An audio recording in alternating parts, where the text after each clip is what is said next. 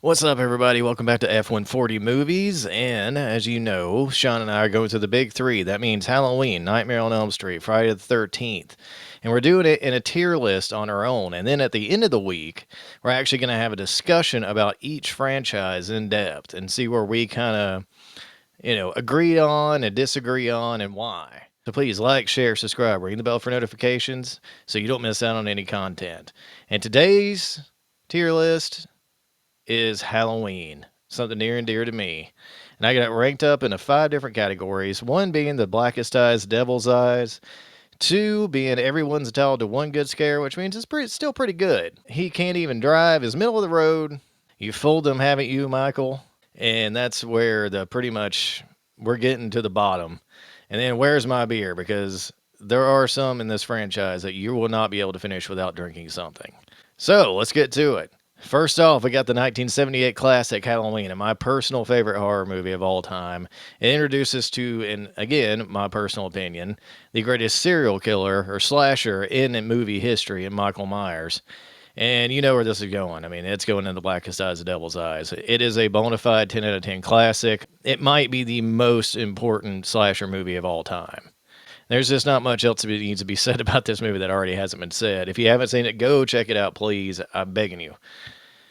All right, so there goes the Halloween 2. And now this one, I like it a lot. I think it's a solid sequel. It actually feels more like a companion piece. It picks up immediately where John Carpenter's film leaves off.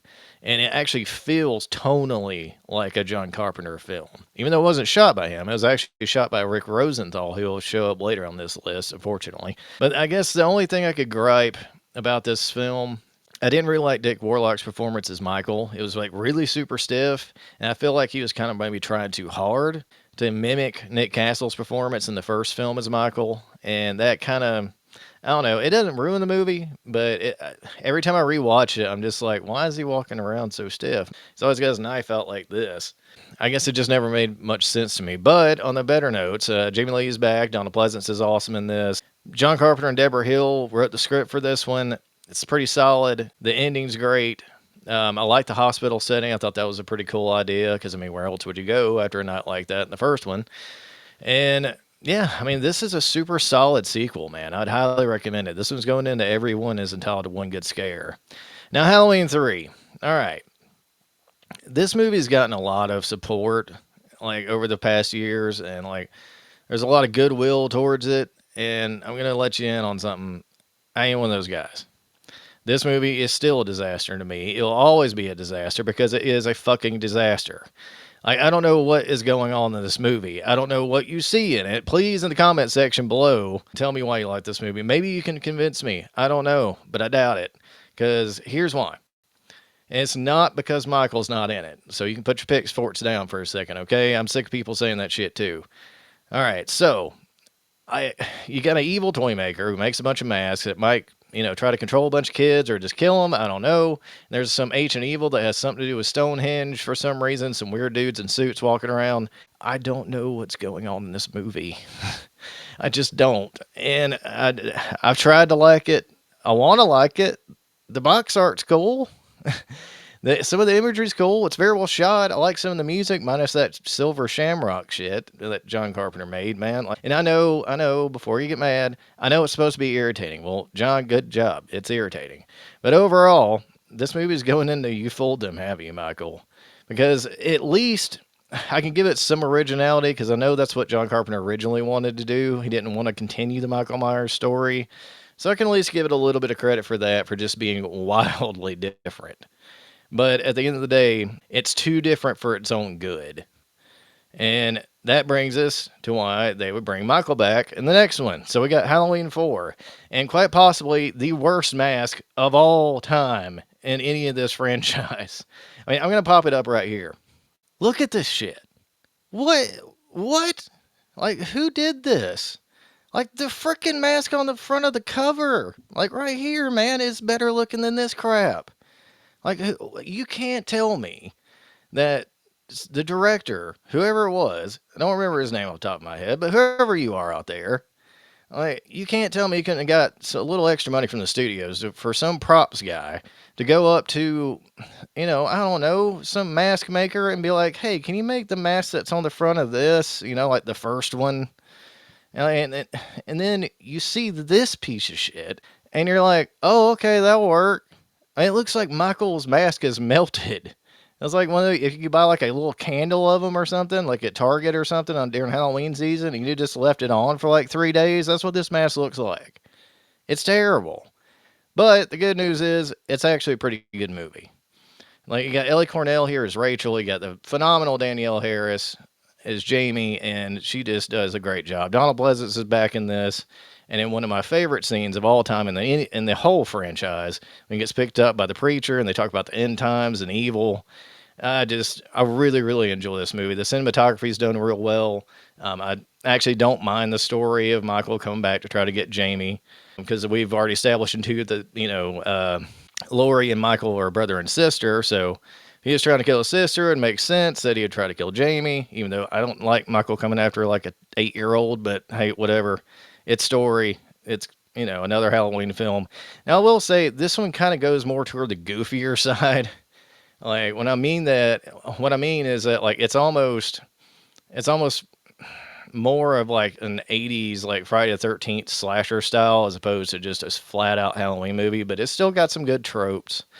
And, for that, I'm actually going to put it in Everybody's Entitled to One Good Scare, because I thought that was a pretty good movie overall. And Rachel is one of the most underrated final girls in all of this franchise, for sure. Now we get to the dumpster fire that is Halloween 5, Revenge of Michael Myers. Now, take everything good about 4 and trash it, and then take everything bad about 4 and amplify it. This is basically what Halloween 5 is.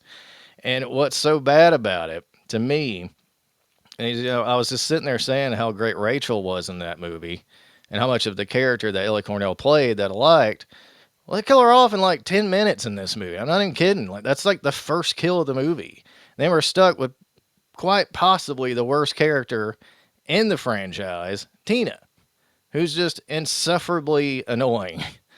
There is one character later in this franchise, with being Buster Rhymes. I don't know which one wins.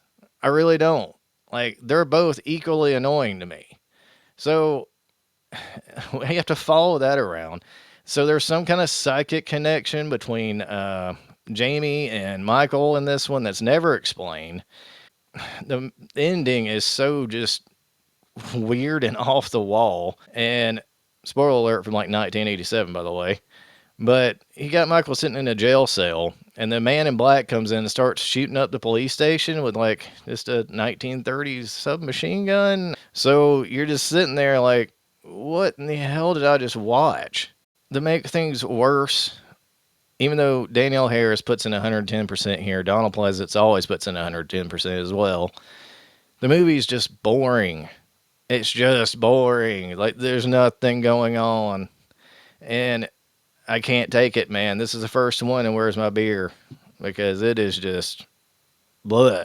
All right, so that brings us to Halloween 6, Curse of Michael Myers. Now, I will say, before I just go crazy on this film, there are certain things I like. Like, I like how it's shot. I like the cinematography. I think Michael looks a lot better here than he did in 4 and 5, especially mask-wise. There's some cool kill scenes, particularly the one in the hospital in the surgeon's room. I love that scene. I thought it was really cool. And also we get Paul Rudd and Donald Pleasance together in the film. That's pretty cool. But God, I mean, we're all in the thorn here. It opens up. We're at a cult for some weird reason. Like, the man in black's the doctor from the first film that I think was actually from the TV cut that you couldn't see. May have been in the theatrical cut. You can let me know in the comment section. He's only in it for like a split second, so he's like the caretaker of Myers, and now he's in a cult, and like, no, the cult tells Michael what to do, which has never been the case for Michael. And also, like, I know a lot of people defend this film as far as like there's a producer's cut, and I'm just gonna tell you the reason why it's not on this list is because it's is equally confusing. Because in the producer's cut, you find out that the cult made Michael impregnate Jamie, and now so he's Uncle Baby Daddy Michael. Why would he do that? I mean, for a guy who's hell bent on killing his whole entire family, at least as far as this narrative is concerned, why would he have more family to kill? Like, I don't get it. That just seems really stupid to me. And also, like, there's a whole rune thing that they try to explain in the film that don't make any damn sense. And at the end, Michael gets stopped with the rocks. Rocks. You tell me if the producer's cut's better. It ain't. And this one's going straight into Where's My Beer. All right. Well, after that disaster, they finally came to their senses and actually put a little money into this and got Jamie Lee back. That's great. We got Halloween H2O, and they retconned all that crap in 4, 5, and 6 with the Thorn, and thank God this picks up after 20 years later. Oh, man, what a great Halloween movie. I know some people don't like it. They call it like the Scream Halloween, which, I mean, that's never really bothered me. I mean, especially growing up at that time. And then even going back and watching it, I still don't mind it. This is directed very well by Steve Miner, who also directed Friday the 13th Part 3. I just really like this movie. I think Jamie Lee puts on a really great performance as Laurie here because I think it's a lot more realistic of a performance because like this is what I think would happen to a person who went through those kinds of events. Like she's on pills, she's always paranoid, like that Michael's going to find her, or smothers her kid. You know, I think that's a way more realistic portrayal of the one that we got in like David Gordon Green, which we'll get to in a little bit. And to me, the greatest ending in any slasher franchise history, like by a mile. Like if this would have been the end of Halloween, I would have been absolutely fine with it. And I have such a great time with this movie, and I'm just going to put this in Everyone's Entitled to One Good Scare. I would highly, highly recommend it. Now we're on to Halloween Resurrection. Now, like I said, with H2O, it had the best ending in slasher history. Well, when they announced this, how does Michael come back? That's definitive. That's the end. Like you chop somebody's head off, it's a game over. I don't care what he does. Well, we find out, unfortunately, that somehow Michael swapped places with the EMT and some convoluted crap, and the person that Laurie killed was the EMT guy, not Michael. And like the first 10 minutes of this film, they're going through there and they kill off probably the greatest final girl of all time, and Laurie Strode, and very unceremoniously and very stupidly. Just why? Why? I know that Jamie Lee wanted it that way, which I can kind of understand because I wouldn't want to be a part of this piece of shit movie either. I just don't get why you would ruin that ending. Like, I wish they would have just rebooted it, went straight into zombie from here. Because the rest of the movie is all taking place in the Myers house on like a reality TV show aspect, and it's awful. And what makes things worse is Buster Rhymes. Like Buster Rhymes, if you're listening out there, man, if you ever come across this, like, dude, you are a rap icon. You are a legend of music. I love your music. It's great. But stay the hell out of my Halloween movies, please. Because some of the most offensive crap as a Halloween fan happens in this film. Like you get a scene where Buster Rhymes literally tells Michael what to do, which I know it's in there for comedy effect, but it's Michael Myers. Like, you don't tell Michael what to do. He's just going to kill you. And then, probably the most offensive thing is Buster Rhymes fights Michael with karate. What the hell have we come to on this movie, man? Like, fuck this movie. I cannot stand this movie. It just pisses me off for so many reasons. For retconning, like I said, the greatest ending in slasher history. And like, fuck this movie. Just stay far away from it. It's not worth anybody's time. In fact, if I didn't have to rank it, I wouldn't. I wouldn't even I would just want to pretend this movie never existed. All right, so after that piece of shit, Resurrection, they had no choice but to reboot it now. So they call upon Rob Zombie, which I was like, yes, like this is a match made in heaven for me. One of my favorite rock musicians of all time and my favorite franchise of all time. And he's going to direct it, and it's going to be super duper violent and super awesome. Well, it comes out, and I will say, I love this movie when it first came out. I watched it in theaters like 3 times when it came out. On rewatch, though, I will say that first half, I could live without it. Like, when I watch it back now, I kind of just cringe That kind of like all the f bombs, all this stuff they say that normal people would never say in a million years. Which I know that's the point. I get it, but I just didn't need the backstory of Michael coming from a white trash family. That's why he's messed up. Like Michael he's just pure evil. That's it. There is no need for an explanation. So with that being said, though, the last half of this movie is what I signed up for. It is a Rob Zombified Carpenter Halloween film. It is just great. I loved every single second of it. It's violent. It's crazy. Tyler Mane kills it in here as Michael. He is just threatening as hell. I love the mask. I love what Zombie did there. So yeah, I'm actually gonna put this in. He Can't Drive, but only for the fact that the first 30 minutes is almost unwatchable now. All right, so that puts us at Zombies Halloween 2, and I know a lot of people don't like this movie. And I can see why. I get it. I completely get it. Um, but I actually kind of dig this film only for the fact that, like, I look at it as a Rob Zombie movie, not a Halloween movie. It just so happens that Halloween characters are just so happen to be in a Rob Zombie film.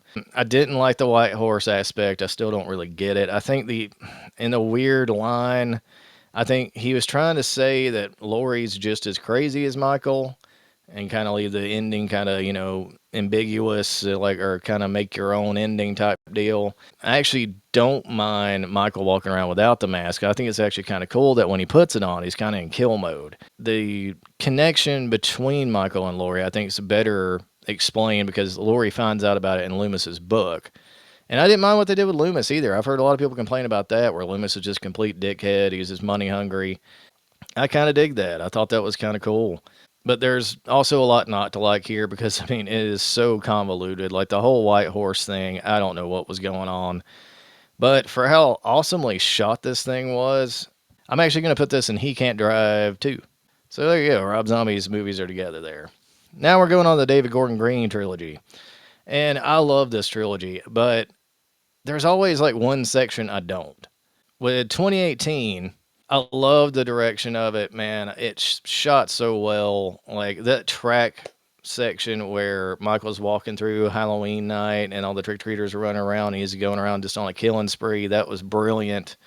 I do like Jamie Lee as Laurie here, even though I said I liked H2O's a little bit better because I thought it was more realistic. Like in this one, she's more like a Ripley or a Sarah Connor type, Laurie, which is fine. I mean, there's nothing wrong with that. I mean, Jamie plays it well because he's Jamie Lee Curtis, but I don't know. It just didn't seem as realistic. Like, I love some of the kills here. I thought some of especially the one with the gate, I thought that was really neat.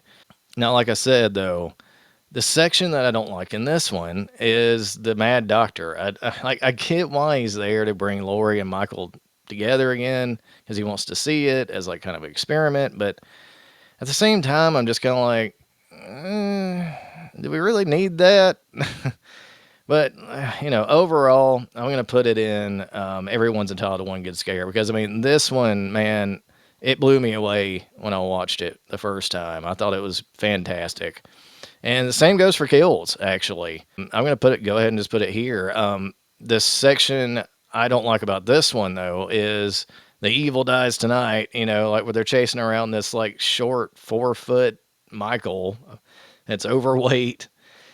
Like, there's no way this guy can be Michael. Even in the bar, like, they show a picture of Michael, and I don't know what circa it was. I don't know if it was, like, from 78 or what, but that guy would not be 4 feet tall and chubby. I just didn't get it. Like, I just didn't think it was necessary because, like, he goes up the window and then Sheriff Brackett's like, oh, he's making a monster of us. And, like, I just didn't think that was necessary.